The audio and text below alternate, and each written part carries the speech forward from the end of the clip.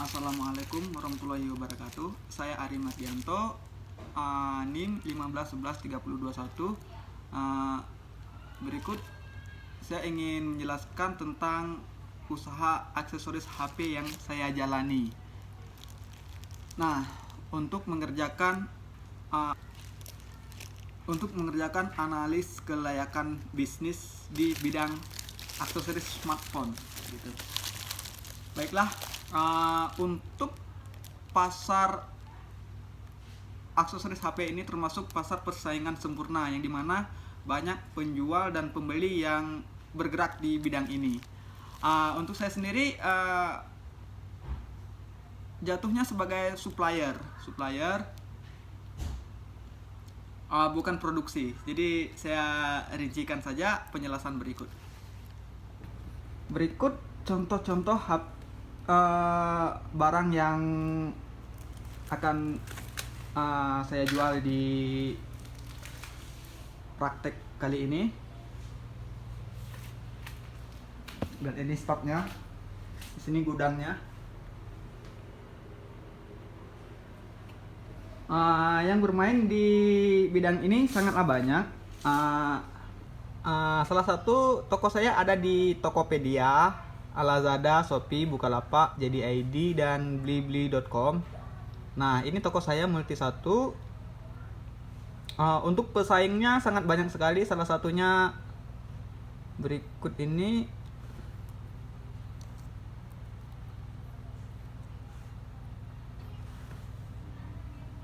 ANA Shop dari Bogor.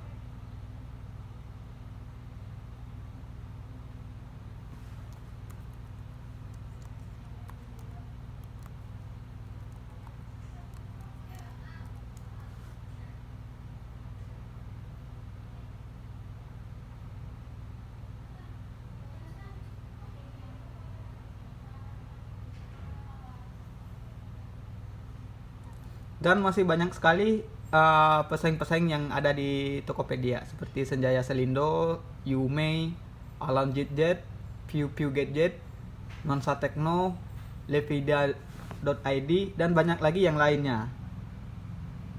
Dengan produk kita seperti ini yang ada bisa tempat kartu,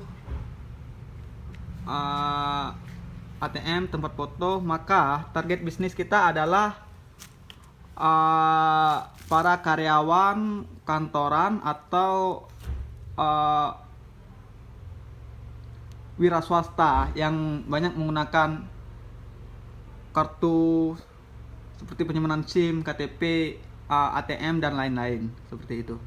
Untuk bahan pemasarannya sendiri, produk kita berbahan kulit PU. Price harganya bersaing di Tokopedia antara rate 59.000 sampai 100.000, sama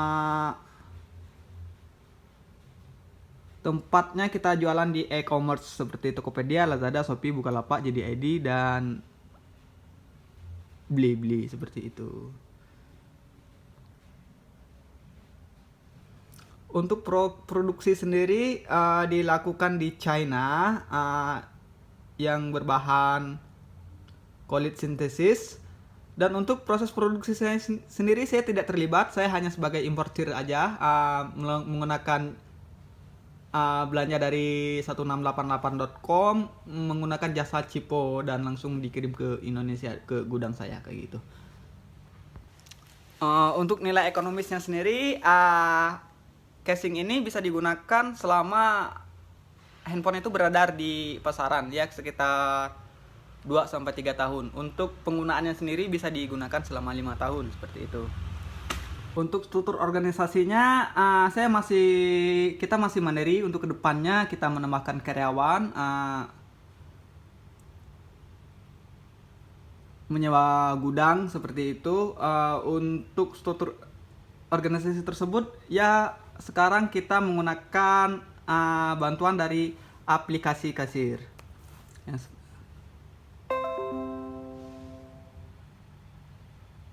Ya, seperti ini kita jadi bisa manage laba kita per bulan dan per tahun seperti itu. Ini adalah laba kita dalam 4 bulan, penjualan 4 bulan Juli. Ini. Jadi walaupun kita sendiri, kita masih bisa memanage pemasukan dan pengeluaran seperti itu. Lanjut ke soal nomor 3 ya seperti yang saya jelaskan tadi. Untuk struktur organisasinya masih sendiri. Kalau job description-nya kita kan masih menggunakan bantuan dari aplikasi kasir beserta Microsoft Excel seperti itu. Kedepannya kita akan menambahkan tim per bulan, gaji kisaran 3 sampai 3,5 juta seperti itu untuk packing barang dan memanage stok lebih detail lagi. Nomor 4, perizinan yang dilakukan untuk usaha ini ya untuk surat impornya, jika kita ingin melakukan usaha lebih besar lagi seperti official store di Tokopedia, yaitu menggunakan surat haki seperti NPWP, KTP, akta perusahaan, TDP, SKDP, SPPKP, dan SKT. Seperti itu surat yang kita gunakan di bidang hukum. Dana yang dibutuhkan untuk usaha ini, saya mencobakan terlebih dahulu sekitar Rp176.208.000. Untuk penyusutannya sendiri, sebenarnya barang ini ada yang laku, ada yang tidak, seperti itu. Ini sudah dijalankan selama 3 tahun.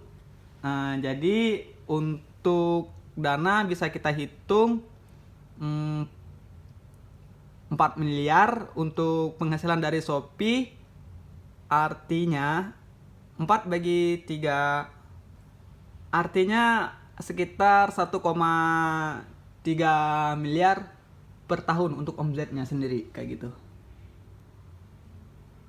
Nah, dari berbagai toko tentunya. Nah, dan saya lihat ini untuk usaha ini sangat layak walaupun masih banyak tantangan seperti itu. Untuk nomor 6, politik sendiri sangat mempengaruhi usaha yang kita jalani. Kenapa begitu? Nah, baru pertama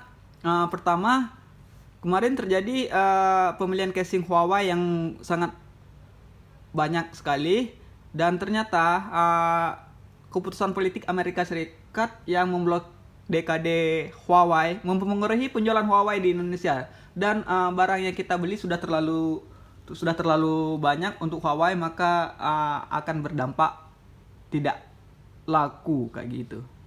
Nah, untuk pertumbuhan ekonomi sendiri sangat mempengaruhi karena bisa kita lihat contohnya karena waktu musim pandemi corona kemarin, penjualan kita sangat merosot karena daya beli masyarakat sangat lemah dan lain-lain kayak gitu. Nah, kalau untuk budaya masyarakat sangat bisa diterima oleh masyarakat karena produk ini tidak mempengaruhi terhadap budaya masyarakat atau norma setempat kayak gitu. Kalau untuk agama, barang ini juga tidak mempengaruhi karena bahan produksinya halal dan juga tidak dimakan sih karena gitu.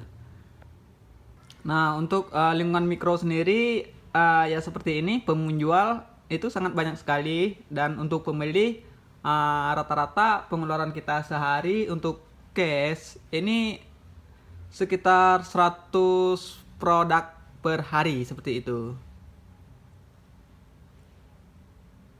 Nah, ini data-datanya.